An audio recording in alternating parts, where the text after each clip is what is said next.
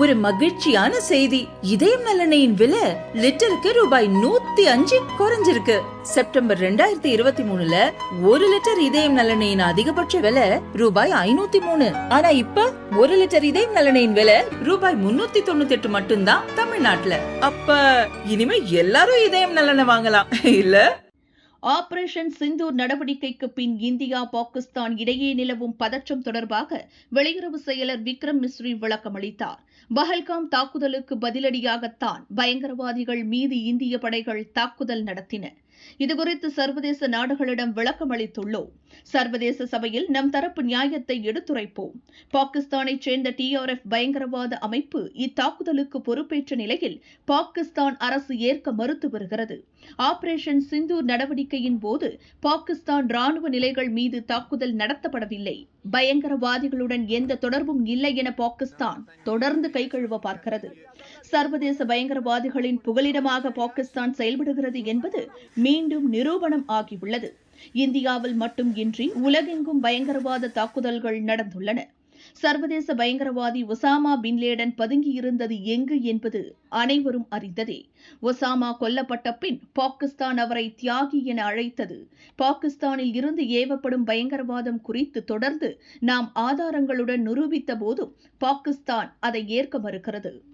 பதான்கோட் தாக்குதலின் போது தொலைபேசி அழைப்பு ரெக்கார்டுகள், DNA ரிப்போர்ட்டுகள், பயங்கரவாதிகளின் முகவரி, அலுவலக பொறுப்பாளர்கள் என அனைத்து விவரங்களையும் நாம் பாகிஸ்தான் அரசிடம் ஒப்படைத்தோம். ஆனால் அந்த நாடு எந்த நடவடிக்கையும் எடுக்கவில்லை.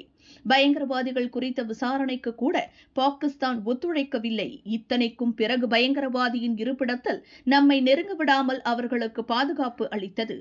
ஆபரேஷன் சிந்தூரில் கொல்லப்பட்டவர்கள் பயங்கரவாதிகள், அவர்களை சிவிலியன்கள் என கூறும் பாகிஸ்தான் அரசு பயங்கரவாதிகளின் உடல்களுக்கு அரசு மரியாதை அளித்துள்ளது. நாம் எந்த ஒரு மத வழிபாட்டு மையத்திலும் தாக்குதல் நடத்தவில்லை. இந்த விவகாரத்தில் பாகிஸ்தான் ஆதாரமற்ற குற்றச்சாட்டை முன்வைக்கிறது. நேற்று ஜம்மு காஷ்மீரில் உள்ள குருத்வாரா மீது பாகிஸ்தான் படைகள் அத்துமீறி தாக்குதல் நடத்தின. அதில் 3 சீக்கியர்கள் பலியாகினர். நேற்று மாலை நம் நாட்டின் பல இடங்களில் பாகிஸ்தான் நடத்திய தாக்குதலில் 16 பேர் பலியாகினர். 59 பேர் காயமடைந்துள்ளனர். பஹல்காமில் மதத்தின் பெயரில் நடத்தப்பட்ட பயங்கரவாத தாக்குதலுக்கு இந்தியர்கள் மட்டும் இன்றி உலக மக்கள் அனைவரும் கண்டனம் தெரிவித்தனர்.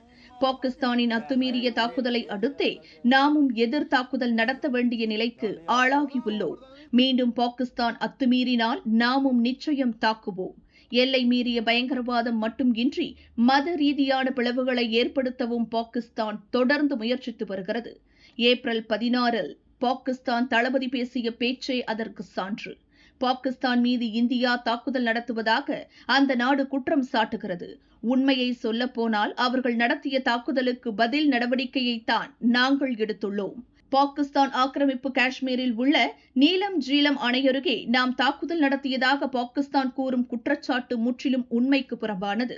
சிந்து நதிநீர் பங்கீடு குறித்து 2 ஆண்டுகளாக பாகிஸ்தானுடன் பேச்சு நடத்திய நிலையில் அந்நாடு எதற்கும் ஒத்துழைக்கவில்லை. மாறாக நம் உரிமைகளை தடுக்கவே முயற்சி மேற்கொண்டது.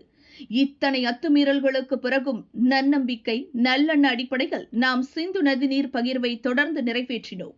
இந்தியாவுக்கு எதிரான பயங்கரவாதத்தை பாகிஸ்தான் அரசு தொடர்ந்து ஆதரித்து வந்துள்ளது.